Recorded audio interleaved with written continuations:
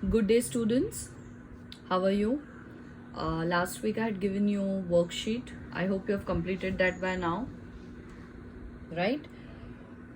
So now that we have completed with the plant tissues section rather, we will proceed with the animal tissues. All right. Now, since you are supposed to, get your summer vacation in the month of May, though we will be continuing with our classes, we will make it little lighter for you, and I won't be giving you any major home assignment as such for now. But yes, end of this topic, that is once we complete animal tissues, I will give you a worksheet to solve. All right. Every lecture you might not get homework, okay, but the point is why we are still continuing with the videos, with the lectures, so that we both are at ease to study the topics, right? Because once the school starts, it will be, that things are still not better, and we will still need a lot of time to come back to normalcy before your school resumes, correct? And I don't want you to while away your time, especially now that you're in the higher grades. So what we will have is, we will have little lesser lectures, right? We will have lectures, little lesser maybe, and I will at least not give you major homework to do, but I expect that whenever you're seeing the lectures, the videos, you please pay attention to it and retain it as much as possible. And the worksheet will be given when this subtopic ends. All right, just the way we did with the plant tissues, same way we will start with the animal tissues as well. So let's begin. The chapter remains same. It's a very big chapter, plant and animal tissues.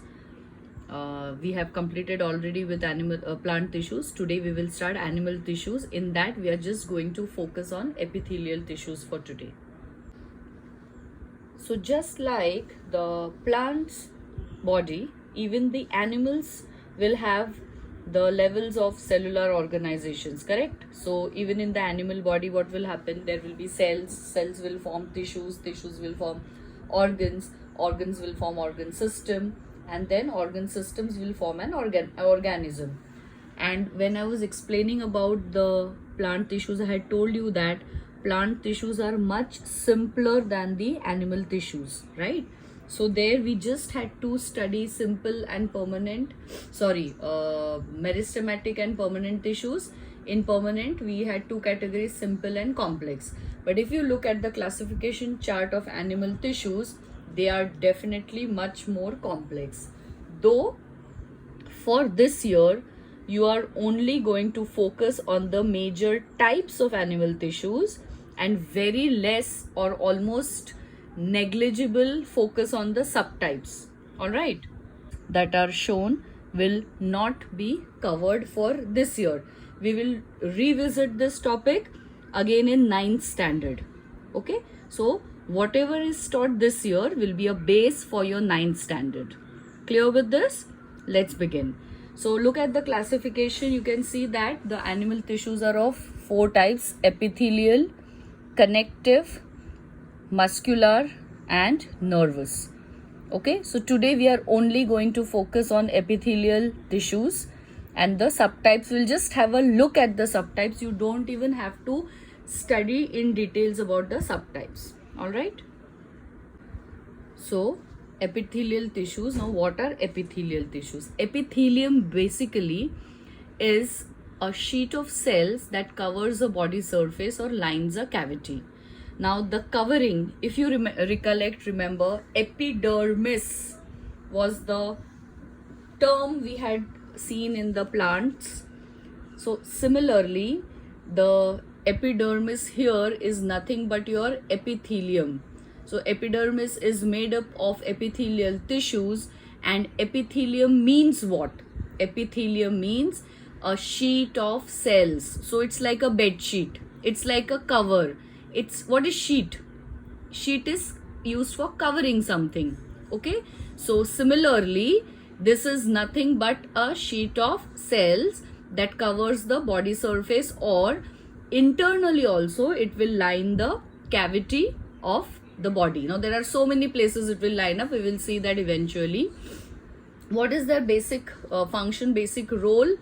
They act as an interface. What is interface? A connection between the internal and external environments. Okay, this is a very complex type of epithelial tissue. We are not even going to know the name. The stratified ones we are not going to. We are only focusing on the simple types. Okay, so wherever the question comes of protection, covering, it is basically this tissue will take up all those places wherever there is a connection between the internal and external environments. Now let's have a look at the places where it is found.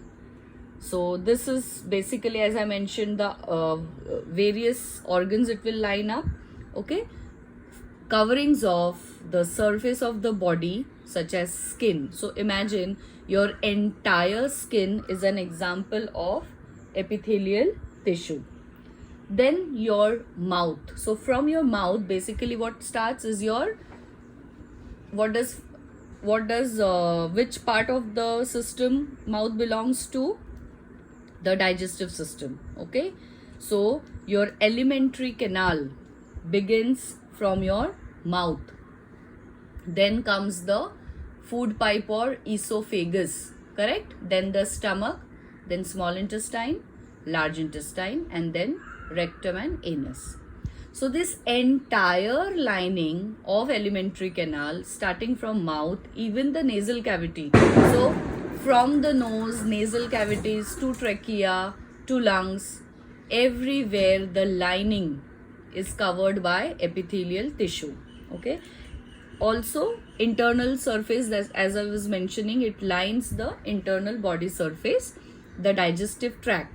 So digestive tract, which will include the mouth as well. Then lungs, urinary bladder, and lining of blood vessels, the lymphatics and heart. So lymphatics again are a part of the circulatory system. We will study in details when we study about the circulatory system. So they too have vessels, like blood vessels, they too have tubes, and those tubes are also lined by epithelial tissue. The blood vessels are lined by epithelial tissue. Now heart itself is not made up of epithelial tissues. Why they have mentioned here heart is that the lining, all right, focuses on the lining of the blood vessels, lymphatics and heart. Heart is made up of a different tissue, which is a cardiac tissue, that we will see later. All right, so don't get confused. That is why specifically they have mentioned the lining of blood vessels, lymphatics and heart are made up of epithelial tissue. Okay, then the two types, we are supposed to learn 4 types. Out of that, first 2 images I have put here and the remaining images in the following slides.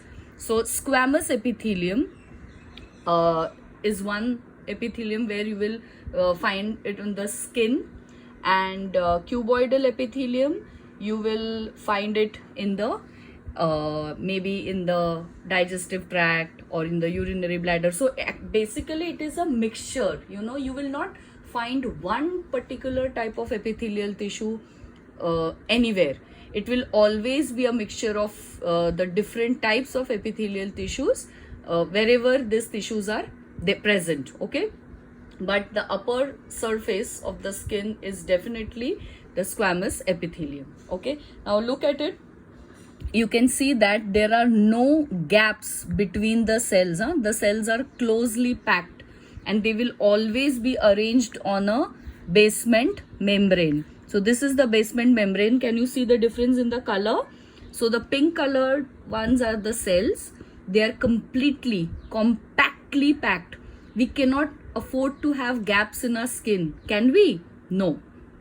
The skin has to be a proper sheet-like structure, correct? So these tissues are since they are meant for covering, protection, lining. They will never have gaps between their cells. They will always have the cells compactly arranged without any kind of intercellular spaces, and they will always be arranged on a base, okay, so that there's a proper base to the cells.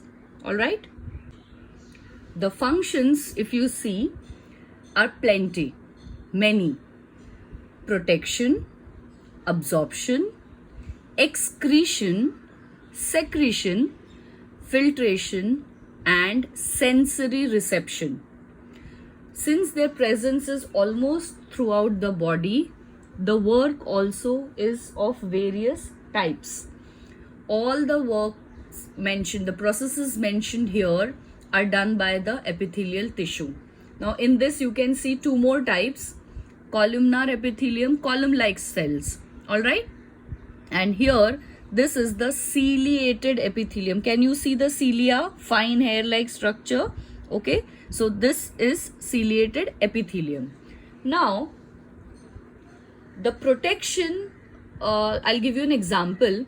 Like in case of the skin helps us to protect the internal body parts, right? How does it protect? It will help us to protect from ultraviolet rays, the UV rays which emerge from the sun. Definitely there is a physical protection by the ozone layer, right? Yet the UV rays do reach the earth, maybe not the harmful ones, but definitely the skin protects the internal parts from those UV rays, harmful UV rays. Then any kind of attack by pathogens, bacteria, especially bacteria, if the skin is intact, it is actually difficult for any pathogen to enter.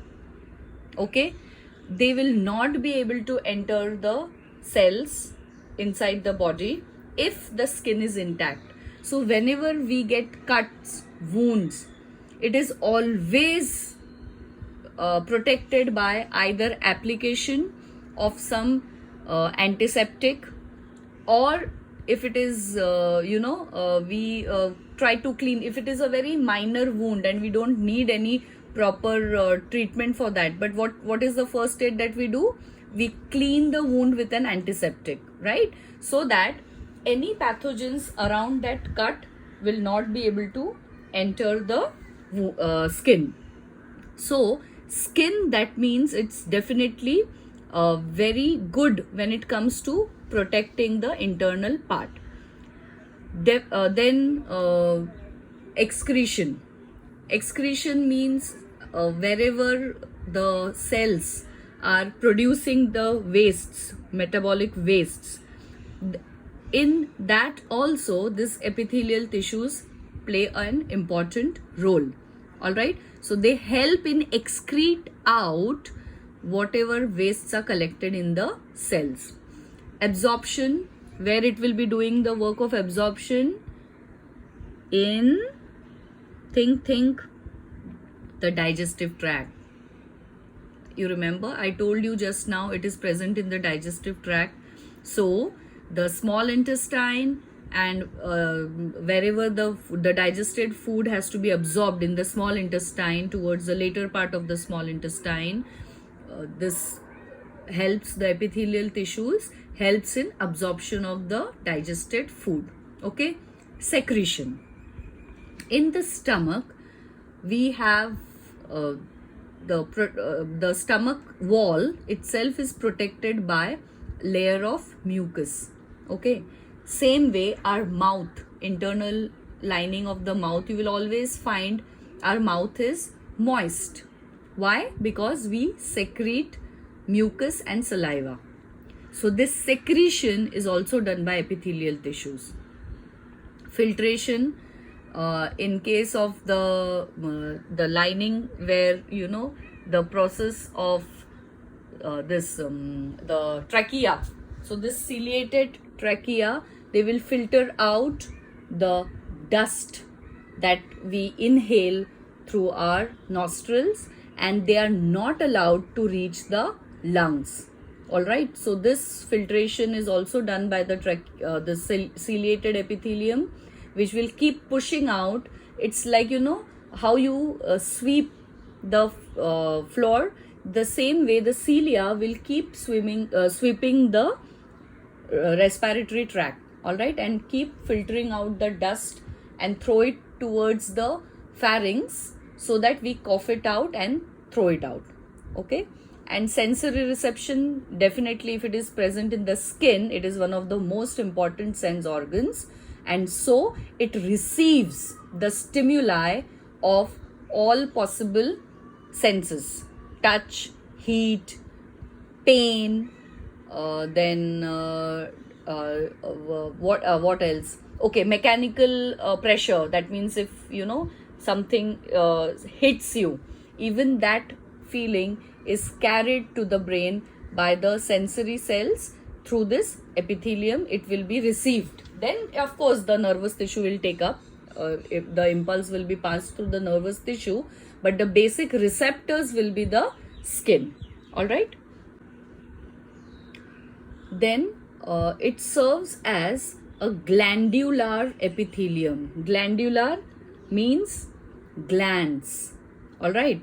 So there are two functional types of epithelium. Lining we already saw, and glandular epithelium, as what I was talking about, the mucus being secreted.